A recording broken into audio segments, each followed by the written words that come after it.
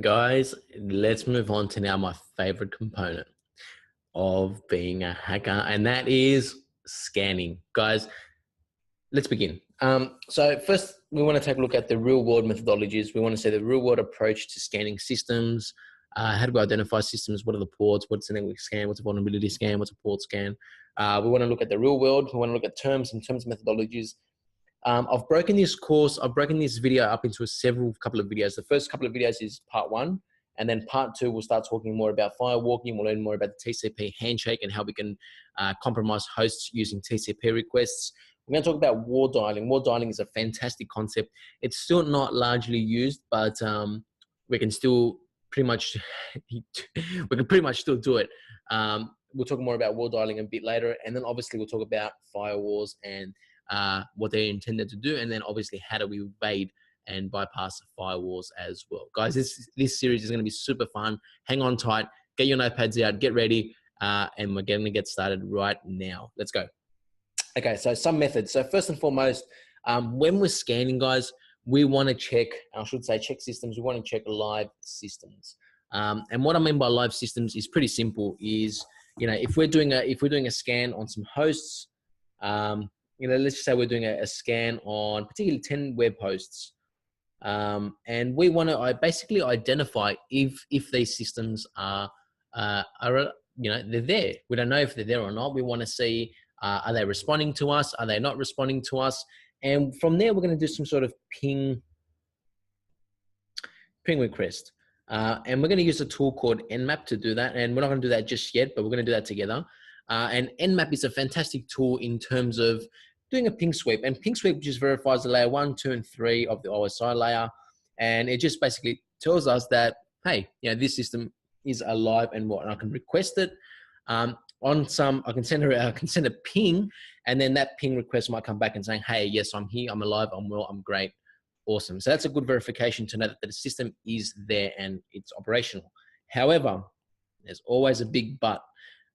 In most organizations, I'm going to see if I can draw this out nicely for you guys. Let's just say we have the internet here. And then I've got an Adobe update coming up. I don't want that. I'm going to cancel that. And then obviously from there we have, whether it's a data center. And then from the data center, let's just say we have our corporate network going into here. And that's our corporate. Now, many devices out on the internet won't actually respond to ping requests. So for many data centers or an appliance here, they might have a firewall here and a firewall there and a firewall here. If I'm an attacker and I'm trying to come out from the internet, and let's say the internet's here, and I'm an attacker and I'm going to change my color and I'm a blue attacker, I'm going to send a ping request to that firewall. That firewall isn't going to respond. It's going to say it's going to do nothing. It'll probably just drop the packet. And then a couple of scenarios here later on we'll talk about on how to ask that firewall for more information and how to extract more information. We're not going to do that just yet, but in most cases, a firewall at an enterprise level will not respond to a ping request. Okay, and that is a good thing because we don't want to reveal any information about our firewall. We don't want to reveal if it's there or not, or what type of firewall it is. So I'm going to send a request. Nothing's going to come back. It's just going to do nothing. It's going to drop the packet, and that's a good sign. So we don't want to worry about that too much. Just letting you know of that little scenario there. So next thing we want to identify are the ports. We want to say what ports are open on this network or on this application. And normally we're going to work down this sort of approach. Starting from here, we want to see what system it is. We want to ID their ports. We want to do some bandit grabbing. Obviously set up proxy services so we can mask our identity. We want to scan for vulnerabilities. And then obviously we want to start drawing the diagrams and have a proper topology there so we can work with. So let's talk more about identifying ports. If we're scanning some hosts here that are on a DMZ, and we've got 10 web hosts, 10 applications out there, we don't know what they are. I want to basically check what ports are open. And in most cases, if we're using web, if we're doing a web attack of some sort, we're going to have some sort of port 80 or port 443 open, and that's for HTTP, and then HTTPS if it's using TLS. There as well. Other ports could be like port 53, that could be DNS, or 161, could be SNMP, or port 23, or whatever the case may be, right? So we want to basically identify the ports. We want to say that these ports are open. If they're open, is there a particular vulnerability within these hosts, and can we compromise that system from there? From there, we want to do grabber, so banner grabbing. And what banner grabbing is basically just trying to extract some more information. We want to identify the operating system, the level of patches, and that sort of thing. So typically, I'll draw this out nice and neat for you guys so we can sort of work through this together. I'm going to delete all this. Let's just say over here we have a host. Or, okay, we don't have a host, we have multiple hosts. Let's say we have 1, 2, 3, what's that? 1, 2, 3. We have 4 hosts that we're trying to attack. And these are, 4 web apps, and they're sitting out on a DMZ on this corporate network. From there, we want to identify open ports. So let's just say port 80 and port 443 are open on these hosts. And basically, we did some banner grabbing. And later on, we'll walk through how to do banner grabbing and how to get information out of a system as well, such as enumeration, which is fantastic to do. So when we're doing some sort of banner grabbing, we want to then identify the level of patches or what operating system or what functionality of web service it's running, whether it's running IIS or Apache or whatever operating system this web server could be running. Now, let's say we have 4 hosts up here. And let's just say 3 out of the 4 hosts are actually up to date. They've got all the right operating systems, they're patched to the current level. And let's just say 1 host now hasn't been patched for the last 6 months. And it's missing a critical patch. For some reason, it's running some sort of legacy application for the company. And, for some reason they can't patch it and they haven't patched it for 6 months. And, based on our reconnaissance, we know what ports are open. We've checked the system. We know it's a web system or an Apache server out there. From there, we can then start scanning for a vulnerability within this system. So then we can start doing sort of SYN requests or TCP requests or more ping requests and seeing, obviously we know the system is there, but then we can start doing more aggressive scans and get more information out of that system. So then we can craft a proper vulnerability, plus we can start crafting our exploit to compromise that system, right? Next step from there is what we do is we have to set up a proxy service. So what a proxy tends to do is, let's just say we're over here. This is us. And let's just say this is our target and this is the web server. Or I should say target.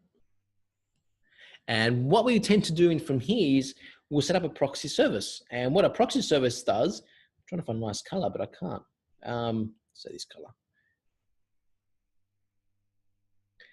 When we start scanning for systems or when we start scanning systems, a few things can happen. One is it basically lets out our IP address. So our source IP address is basically exposed. So if we're trying to attack this system, let's say our IP address is 17.17.17.17.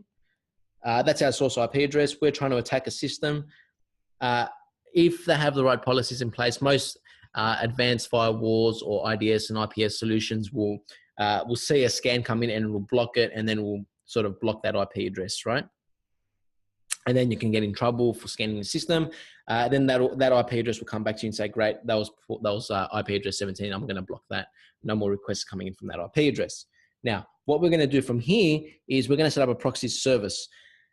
And what we can do as well is set up multiple proxy services such as proxy chaining. So we can go through a series of proxies before we get to the destination in order to attack that host. So we can go to this, and these proxy services have their own IP addresses, right? Which makes it a lot harder for the target to then identify who we are. So what we're going to do is we're going to come in, this is going to be us. We're going to go through this proxy service. We're going to go through this proxy service. We're going to go through that proxy service. By the time we get to this guy, he's got his own IP address as well. And then we're going to attack the host from there as well. And then if this host determines that this IP address is 16.16.16, whatever, he's going to block that IP address there. Then we can come in from this guy, or we can come in from that guy, or whatever. And we can just have multiple proxy services that we're attacking this client with. So we always want to mask our identity. We never want to use our own source IP address. We want to go through a proxy service to do that, and that will just mask our identity and keep us safe from being blocked or slowing us down to attack a network. So it'll keep us safe. From there, we want to scan for vulnerabilities. We want to see what's vulnerable within this application. As we said, maybe it hasn't been patched for 6 months. There's a critical patch that was out there, and now it's vulnerable to that particular attack. So then we can craft our own exploit, and guess what? Now we can compromise that system, right? From there, we also want to draw diagrams. So we want to have nice, neat diagrams, maybe for our own internal use. So if we are doing a penetration test or we are ethical hackers, we want to draw nice diagrams that we can basically always go to and say, great, this is the network connection, this is the outside, this is the DMZ, this is the internal network, these are all the applications, these are all the networks. And it's just easy to draw. It's easy for us to manage and just look at, and just has that sort of, housekeeping sort of thing set up for us to keep things nice and organized, so we can always revert to it later if we need. Okay, so that's the typical approach. We'll always have to check for a live system. We don't want to scan against something that doesn't exist, something that's not there. There's no point wasting our time and resources on something that just isn't going to respond and leads to nowhere, right? So we want to identify the live systems. We want to check all the ports, check what ports are open. We want to check what ports are maybe allowing traffic. We want to know what's closed or what's open. Not so much what's closed, but all we're trying to do is poke holes into this firewall or into this appliance to get around and maneuver and get access to that network or that corporate side of things that we want to get access to. We want to enumerate some devices, we want to get information. The device might respond to us thinking it's giving us some basic information in order. In most cases, it won't be just not ordinary information, it will be valuable information, and we'll look at that later. We can set up our proxy services. There's multiple websites out there that can act as a proxy website. We can just go to those websites, put in our destination IP address where we want to go. So if we want to go to a particular website, we can go in through that host or through that proxy, and then which gives us to the destination as well. We want to then scan for our vulnerabilities and obviously draw our nice, neat diagrams as well. A couple more things. Network scans. So network scanning is pretty basic. We use a lot of tools like Nmap. And later on, we'll actually walk through on how to do all these scannings in the real world. So we're going to set up systems when two network scans, we're going to do port scans, we're going to do vulnerability scans as well. Nmap is a great tool. So all we're doing here is just identifying the network. We want to say what devices are on the network. We want to get IP addresses. We want to get MAC addresses. We want to get device names. If it sort of picks up what device that is based on the network address cards or whatever the case may be. Then we want to scan the ports. We want to identify what ports are actually open with this, system that we're trying to break into. What are those ports? Is it using DNS? Is it using TFTP? Is it using FTP? Is it using SNMP? Whatever, right? DNS, DHCP, whatever. So we want to know exactly what services are running on those and what's vulnerable, and then from there we want to craft a vulnerability. So based on that, we want to do more enumeration. We want to extract information out of that network, give us more information, give me more information, give me more information, until we have enough information about this network or application that we can craft an easy exploit. Guys, remember what I spoke about before? We spoke about the upside down triangle, where we want to get to down here is our target, right? So based on that, we're starting out here. We want to get granular, and we want to get really granular to a point where it's just one or two hosts that are just super vulnerable. We don't want to scan, we don't mind scanning 100,000 networks or applications, and then we realize that maybe 10,000 of them are actually, or 10,100 of them are actually vulnerable. And then we want to get to a handful of them that are actually super vulnerable that we can just exploit super easy.